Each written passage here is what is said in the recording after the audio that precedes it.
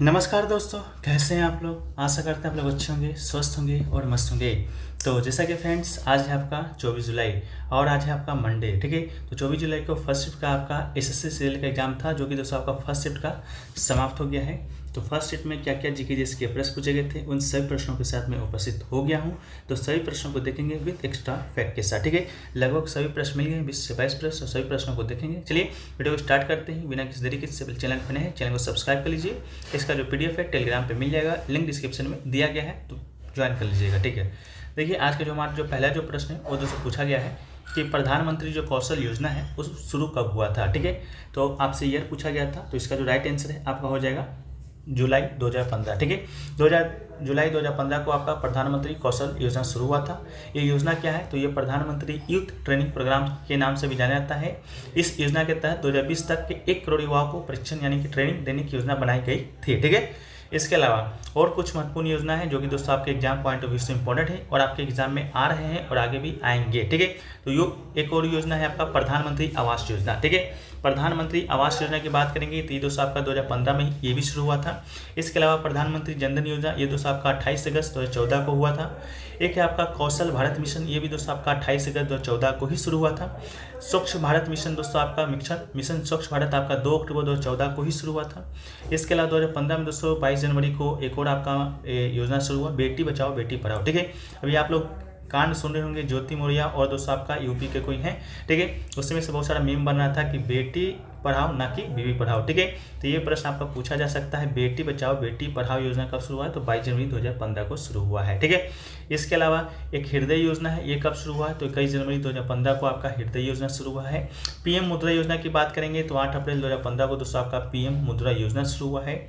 इसके अलावा उजाला योजना की बात करेंगे तो उजाला योजना आपका 2015 में ही शुरू हुआ है, 1 मई को। ठीक है, इसके अलावा ज्योति बीमा योजना आपका कब शुरू हुआ है, तो दोस्तों आपका 9 मई 2015 को शुरू हुआ है। इसके अलावा प्रधानमंत्री उज्ज्वला योजना की बात करेंगे तो 1 मई 2016 को शुरू हुआ है। और नमामि गंगे, ये दोस्तों कब शुरू हुआ है, तो 7 जुलाई 2016 को शुरू हुआ है। इसके अलावा एक है आपका स्टार्टअप इंडिया। ठीक है, स्टार्टअप इंडिया तो शुरू हुआ है आपका 16 जनवरी 2016 को। इसी 16 जनवरी को दोस्तों आपका नेशनल स्टार्टअप दिवस भी मनाया जाता है।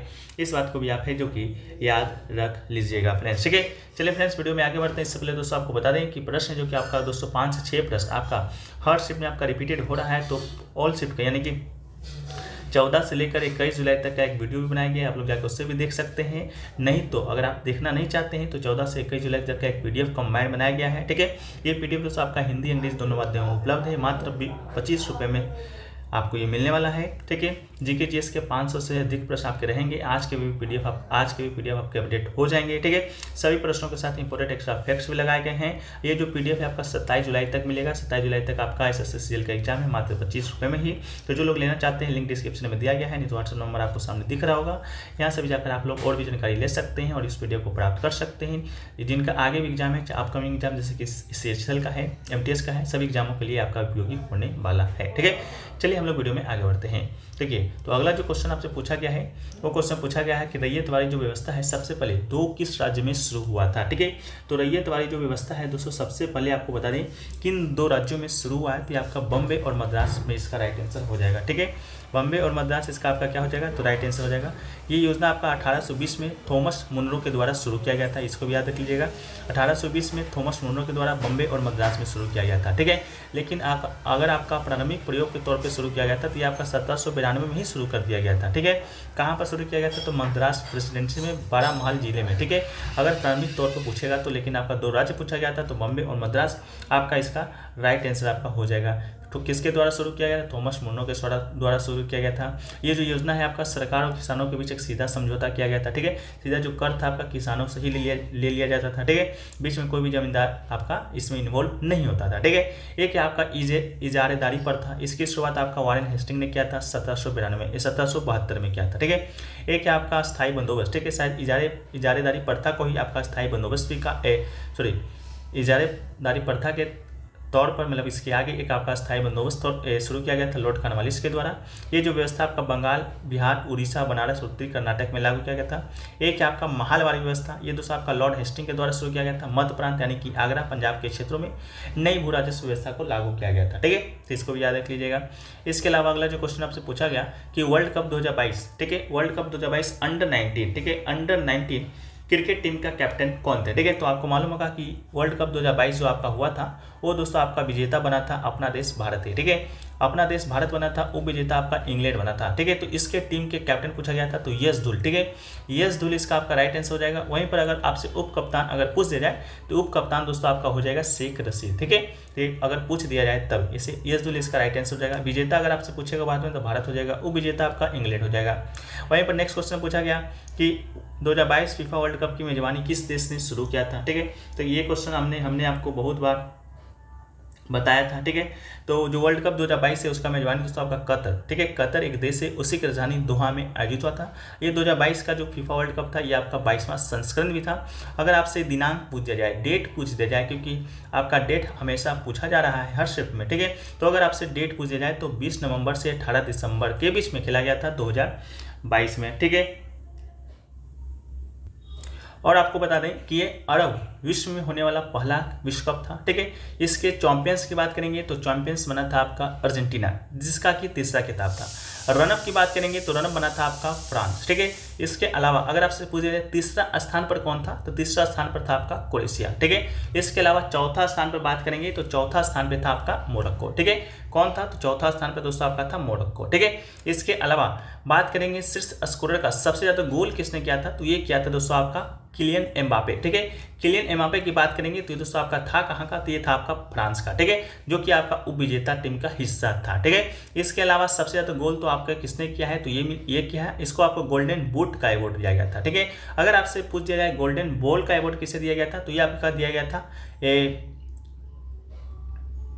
मेसी को दिया गया था। ठीक है, गोल्डन बॉल का अवार्ड आपका लियोनेल मेसी को दिया गया था, गोल्डन बूट का अवार्ड आपका एम्बापे को दिया गया था। ठीक है, चलिए नेक्स्ट क्वेश्चन की हम लोग बात करते हैं फ्रेंड्स। तो नेक्स्ट क्वेश्चन आपसे जो पूछा गया है कि अप्रैल 2021 की स्थिति के अनुसार एनजीटी के चेयरमैन कौन है। ठीक है, नेशनल ग्रीन ट्रिब्यूनल के चेयरमैन पूछा गया था आपसे, तो आपको बता दें न्यायमूर्ति आदर्श कुमार गोयल। ठीक है, क्या हो जाएगा आपका न्यायमूर्ति आदर्श कुमार गोयल इसका राइट आंसर हो जाएगा। ठीक है, आपके एनजीटी के अभी वर्तमान में भी यही अध्यक्ष हैं और आपका 2021 में भी शायद आपका यही था। ठीक है, इसके अलावा इसका फुल फॉर्म होता है राष्ट्रीय हरित अधिकरण।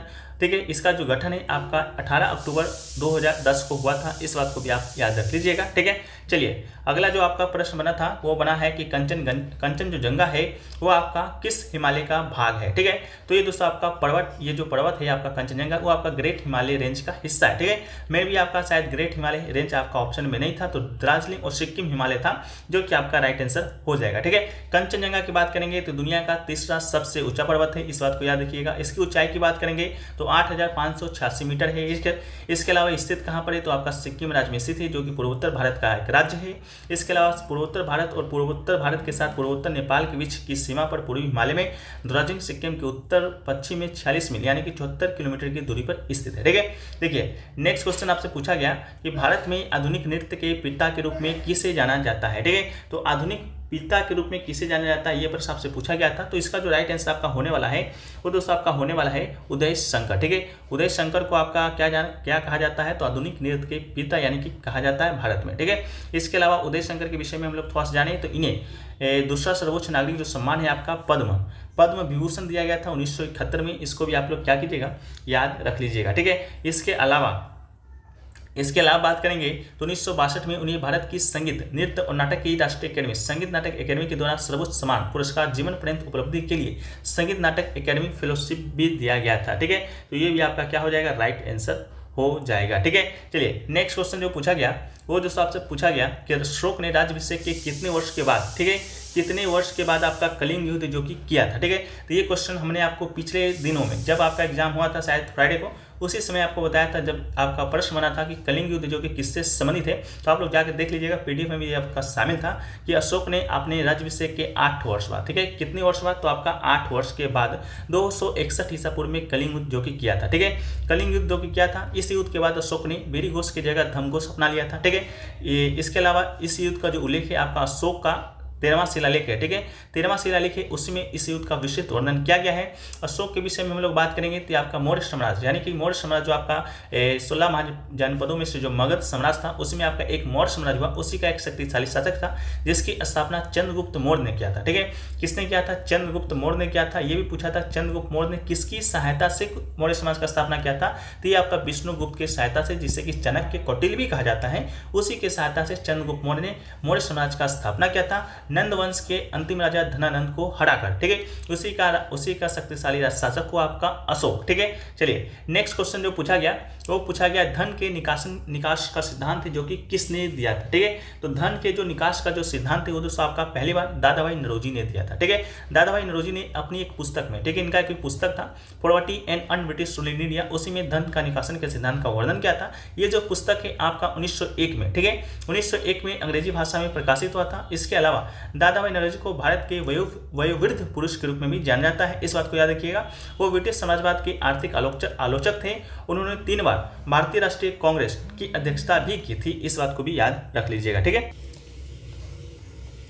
नेक्स्ट जो क्वेश्चन देखिए पूछा गया वो आपसे पूछा गया था कि which of the following is not a western coast, ठीक है, निम्नलिखित में से कौन सा पश्चिमी तट पर स्थित बंदरगाह नहीं, ये क्वेश्चन पूछा गया था, ठीक है। तो इसका जो राइट आंसर था वो दोस्तों आपका हल्दिया था, ठीक है। जो हल्दिया है वो दोस्तों आपका पूर्वी तट पर स्थित क्या है, तो बंदरगाह है, ठीक है। पूर्वी तट पर स्थित बंदरगाह की बात करेंगे तो हल्दिया के अलावा कोलकाता है, पारादीप है, विशाखापट्टनम है, चेन्नई है, एन्नोर है और आपका तूतीकोरिन, ये जो बंदरगाह है आपका भारत के पूर्वी तट पर स्थित है। इसके अलावा पश्चिमी तट पर स्थित जो बंदरगाह है प्रश्न में आपके 3 बंदरगाह के नाम दिए गए थे, ठीक है, जिसमें एक आपका कोचिन था, एक आपका मंगलोर था, एक आपका मुगाओ था, मुंबई था, नन्हा शेवा था और आपका जवाहरलाल नेहरू बंदरगाह था और आपका कांडला। ये सभी जो स्थित बंदरगाह हैं वो आपका पश्चिमी तट पर है, बाकी जो है आपका पूर्वी तट पर स्थित है, ठीक है।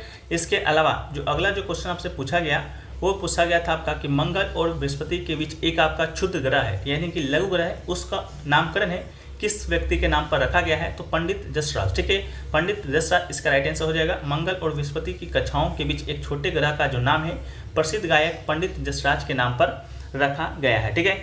इसके अलावा अगला क्वेश्चन पूछा गया था, ये क्वेश्चन आपका रिपीटेड है, आपका जो एग्जाम हुआ था आपका फ्राइडे को, उसमें भी ये क्वेश्चन पूछा गया था कि भारतीय संविधान के किस अनुच्छेद के द्वारा सर्वोच्च न्यायालय के द्वारा घोषित कानून सभी अदालतों पर बाध्यकारी है, तो ये आपका अनुच्छेद 141 है, जो कि कहता है कि सर्वोच्च न्यायालय है जो भी आपका जो कानून बना देगा वो आपका क्या होगा, उसके नीचे जितने भी अदालतें आएंगे, हाईकोर्ट आएंगे, उस सभी पर बाध्यकारी होगा, ठीक है। नेक्स्ट क्वेश्चन पूछा गया कि अलाउद्दीन खिलजी के समय कपड़ा बाजार का क्या नाम था, ठीक है, तो सराय अदल, ठीक है, सराय अदल इसका आपका राइट आंसर हो जाएगा। इसके अलावा ऑप्शन में एक आपका मंडी दिया गया था, मंडी जो कि आपका अनाज का व्यापार होता था उसको आपका मंडी कहा जाता था। इसके अलावा अलाउद्दीन ने बाजार व्यवस्था दिया था, दिल्ली सल्तनत का एक शक्तिशाली शासक था जो कि खिलजी वंश से संबंधित था। वो आपका बाजार व्यवस्था को सफल बनाने के लिए निम्नलिखित विभाग एवं अधिकारियों की नियुक्ति भी की थी, जैसा कि आपका दीवान ए रियासत, ठीक है, ये क्या था, तो ये आपका आर्थिक अधीक्षक था। सहना मंडी क्या था, तो बाजार अधीक्षक था। वरीद एन मुनिहर क्या था, तो गुप्तचर था। नाजिर क्या था, तो मापतोल का अधिकारी था। परवाना नविश क्या था, तो परमिट का अधिकारी था। मुहस्सिब क्या था, तो सेंसर का अधिकारी और आचरण पर बनाए रखने वाला अधिकारी था, ठीक है। इसके अलावा आपका 4 नाम दिए गए थे, उसको आपको करंट से यूनिट से मिलाना था, ठीक है। मैच द फ्लोइंग करके आपको आया था, तो देखिए एक आया था करंट का जिसका जो एसआई यूनिट होता है वो आपका क्या होता है, एम्पियर होता है, ठीक है। तो इसका राइट आंसर आपका एम्पियर में मिलान करना था। इसके अलावा वोल्टेज की बात करेंगे तो वोल्टेज का एसआई यूनिट आपका होता है वाट, ठीक है। इसके अलावा मैग्नेटिक फील्ड आपका आया था जिसका यूनिट होता है आपका टेस्ला। इसके अलावा कैपेसिटेंस का आया था, इसका जो यूनिट होता है आपका कूलम पर वोल्ट, यानी कि फेराडे, इसे फेराडे भी कहते हैं, जिसे कि एफ से निरूपित किया जाता है। इसमें आपको मिलान करना था, ठीक है। एक क्वेश्चन पूछा गया कूड, ठीक है, कूड देश के केंद्र शासित प्रदेश एवं राज्यों का नृत्य का एक रूप है, तो इसका राइट आंसर आपका क्या हो जाएगा, जम्मू कश्मीर हो जाएगा, ठीक है। जम्मू कश्मीर की बात करेंगे तो रऊफ और हिकत, ठीक है, रऊफ और हिकत जम्मू कश्मीर के सबसे लोकप्रिय नृत्य रूप में से एक है। इसके अलावा ऑप्शन में गुजरात दिया गया था जिसमें आपका गरबा, तिपनी और डांडिया और पधार, ये सभी गुजरात का लोकप्रिय नृत्य है। इसके अलावा पश्चिम बंगाल की बात करेंगे तो छाऊ, काठी, जात्रा, लामा, कीर्तन, ये सभी आपका क्या है, तो पश्चिम बंगाल का लोक नृत्य है। और कथकली और मोहिनीअट्टम ये केरल का शास्त्रीय नृत्य है, ठीक है, इसको भी याद रखिएगा। नेक्स्ट क्वेश्चन पूछा गया which festival is known as burni, ठीक है, तो ऑप्शन में ओणम, पोंगल, बिहू दिया गया था, तो पोंगल इसका आपका क्या था, राइट आंसर हो जाएगा, ठीक है। एक क्वेश्चन पूछा गया निम्नलिखित में से कौन सा मौलिक कर्तव्य नहीं है, तो वयस्क मताधिकार, ठीक है, वयस्क मताधिकार आपका क्या है, मौलिक कर्तव्य नहीं है। मौलिक कर्तव्य के विषय में हमने बहुत बार आपका विस्तृत क्या किया है, डिटेल पूर्वक देखा है तो आप लोग जाकर पिछला वीडियो देख लीजिएगा, नहीं तो पीडीएफ देख लीजिएगा, टेलीग्राम पर आपको मिल जाएगा। मौलिक कर्तव्य के विषय में सारे तथ्य आपको दिए गए हैं। 11 जो वर्तमान में मौलिक कर्तव्य है उसके भी नाम दिए गए हैं, जिसमें आपका वयस्क मताधिकार नाम आपका नहीं था और आपका आज का जो राइट आंसर था आपका यही था। ठीक है, मौलिक कर्तव्य के बारे में थोड़ा सा हम लोग चर्चा करें तो 11 मौलिक कर्तव्य वर्तमान में है।